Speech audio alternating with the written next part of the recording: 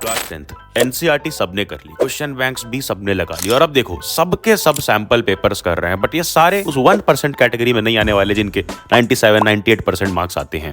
तो please stop solving sample papers like you always do and watch this video till the very and, क्योंकि हम इस video में exactly यही समझने वाले हैं कि कैसे सैंपल पेपर्स का, सिर्फ और सिर्फ सैंपल पेपर्स का यूज करके तुम एंड के टाइम पे लास्ट 10 डेज के अंदर भी 97-98% इजीली क्लास 10th में ला सकते हो। शिक्षा के साथ पढ़ ले सीनियर्स को भी सब्सक्राइब कर लो ताकि हम रहे 10th के साथ भी और 10th के बाद भी। क्या हाल पढ़ ले गए। वीडियो स्टार्ट करने से पहले बता दूं कि हमने 100% एनसीईआरटी इन जस्ट 30 मिनट्स की सीरीज लॉन्च की है, जहां पे फ्री ऑफ कॉस्ट साइंस और सोशल साइंस की एनसीईआरटी को 100% तरीके से खत्म किया जाएगा chapter wise with all important question, concepts and short tricks.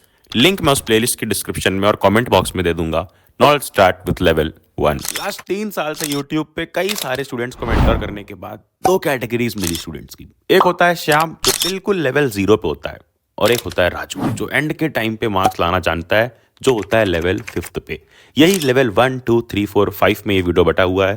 पांचों लेवल ध्यान से एंड तक समझना। स्टार्ट करते हैं विद लेवल 1। जब भी कोई स्टूडेंट सैंपल पेपर खरीदता है, जैसे अपना श्याम जो बिल्कुल रट रट के पढ़ता है, दूसरे यूट्यूबर्स को देखता है और देखता है कि उन भैया ने वो वीडियो में वो सैंपल पेपर रिकमेंड किया है, तो जाकर वो नया ब्रांड का नया सैंपल पेपर लेके घर तक ले आता है, एक सैंपल पेपर सॉल्व भी करता है। बट जैसे ही 3-4 क्वेश्चन के बाद कुछ क्वेश्चन नहीं लगते हैं, कॉन्फिडेंस डाउन हुआ, तो वो भी ब्रांड साइड कर देता है। बट सबसे बड़ी गलती यहीं पे हो जाती है, क्योंकि अपना राजू भले ही लेट है, बट एटलीस्ट उसने सैंपल पेपर सारा सिलेबस कंप्लीट कर लेने के बाद स्टार्ट किया। And you have to do the same. जब तक 95% सिलेबस कंप्लीट ना हो जाए तब तक सैंपल पेपर्स मत लगाना, otherwise it will be totally time waste and you will be paying to the brands not for your future self. बात तो सही है। तो अगर तुम इतने समझदार थे तो तुम ऑलरेडी लेवल 1 पार कर चुके हो। Now let's see level 2, time management. हाँ, कई सारे वीडियोस में वो कॉमन बातें सुनी होगी कि अलार्म लगा के सैंपल पेपर सॉल्व करो, टाइमर लगा के सैंपल पेपर सॉल्व करो, इतने घंटे में इतने क्वेश्चंस, इतने मिनट में इतने क्वेश्चंस, और इस तरह से टाइम मैनेज करो। बट वेट, तुम्हें अगर वही कॉमन स्टूडेंट बनना है, श्याम बनना है, तो सबकी तरह भीड़ में जैसे सब चल रहे हैं सबकी तरह ये सारी चीजें कर सकते हो।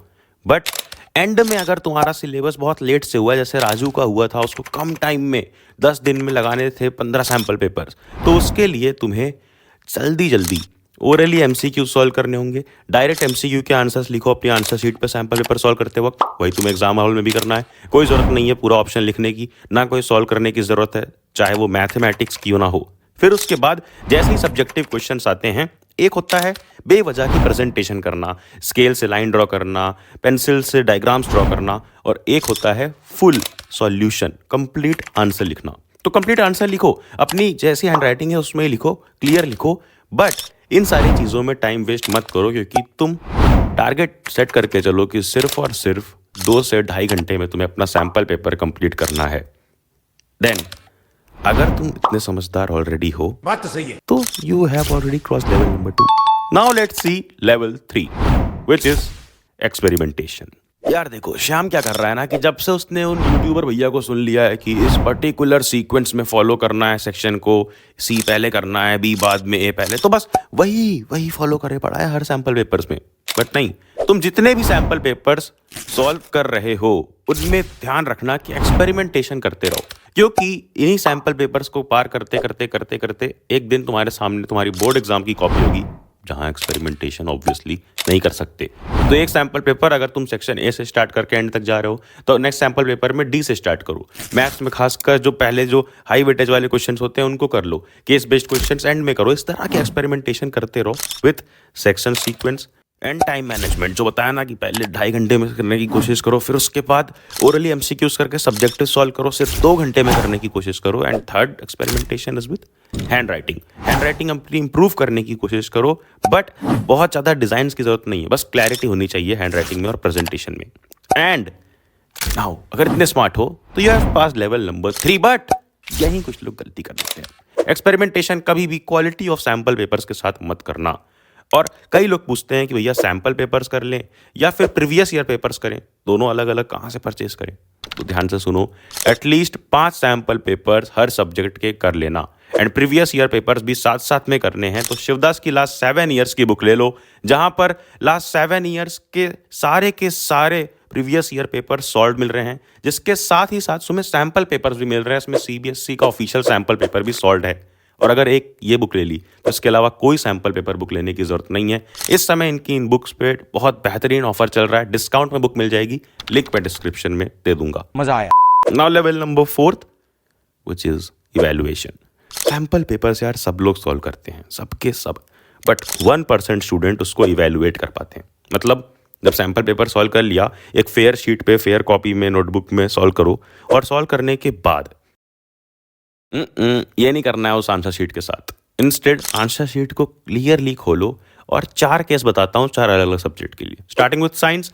साइंस में मार्क करो सबसे पहली चीज़ की कौन से चैप्टर के क्वेश्चन गलत हुए हैं। मार्क करके वो जो गलत हुए हैं क्वेश्चन, उस चैप्टर का नेम लिखो और साथ में इन 5 चीज़ में से एक लिखो। क्या वो रिएक्शन बेस्ड क्वेश्चन था, क्या वो एक्टिविटी से उठा हुआ क्वेश्चन था, क्या वो डायग्राम बेस्ड क्वेश्चन था, क्या वो रियल लाइफ एप्लीकेशन क्वेश्चन था, जैसे देते हैं ना एक केस की शी वॉज डूइंग समथिंग, ये वो, या फिर क्या वो एक बिल्कुल डायरेक्ट क्वेश्चन था।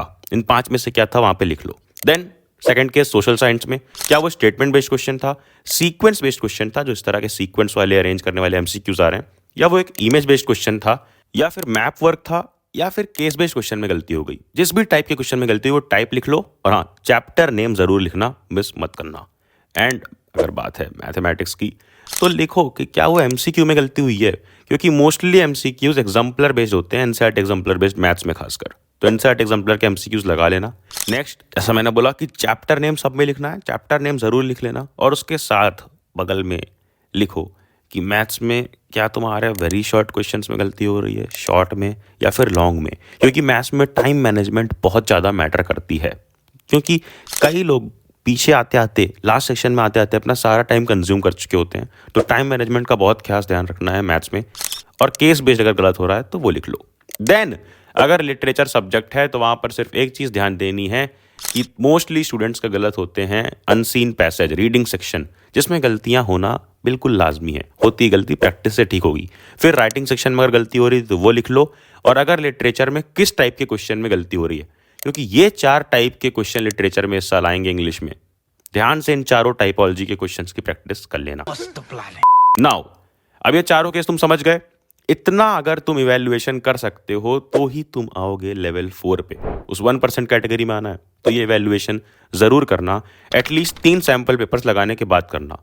एक सैंपल पेपर में अपने आप को कुछ नहीं समझ पाओगे, कुछ भी इवैल्यूएट नहीं कर पाओगे। एंड ये इवैल्यूएशन मैंने इसलिए करवाया कि तुम जान पाओ कि कौन से चैप्टर्स में बार बार गलती हो रही है, कौन से टाइपोलॉजी में, वेरी शॉर्ट में, लॉन्ग में, कौन से टाइप के क्वेश्चन में गलती हो रही है बार बार, एंड एक्टिविटी में बार बार गलती हो रही है, डायग्राम बेस्ड क्वेश्चन में, और उन्हीं क्वेश्चन को जाकर दोबारा उस चैप्टर को दोबारा से अच्छे तरीके से रिवाइज कर पाओ। फ्री क्विज और मटेरियल्स अपने ऐप पढ़ले अक्षय पर डले हुए हैं। Now level number 5, read and recall. ये लेवल बिल्कुल जैसे ही आ जाए समझ जाना कि तुम 1% कैटेगरी में आ चुके हो, क्योंकि जब तुम 5 सैंपल पेपर्स पर सब्जेक्ट लगा चुके होगे शिवदास की बुक से, जिसमें प्रीवियस ईयर पेपर्स भी हैं, यानी प्रीवियस ईयर क्वेश्चंस भी सारे लग गए और लेटेस्ट टाइपोलॉजी के सैंपल पेपर्स भी लग गए, उसके बाद तुम इजीली समझ पाओगे, क्वेश्चन देख करके बता पाओगे कि हाँ क्वेश्चन ये वाला तो PYQ बेस्ड है, ये क्वेश्चन तो इस एक्टिविटी से उठा है, ये क्वेश्चन में तो बस RHS और LHS सिंप्लीफाई करने हैं, ये क्वेश्चन प्रूविंग का है, देख करके बता पाओगे। और ये लेवल अचीव करना है तो प्लीज जो बातें इस वीडियो में बताई है ध्यान से सुनना,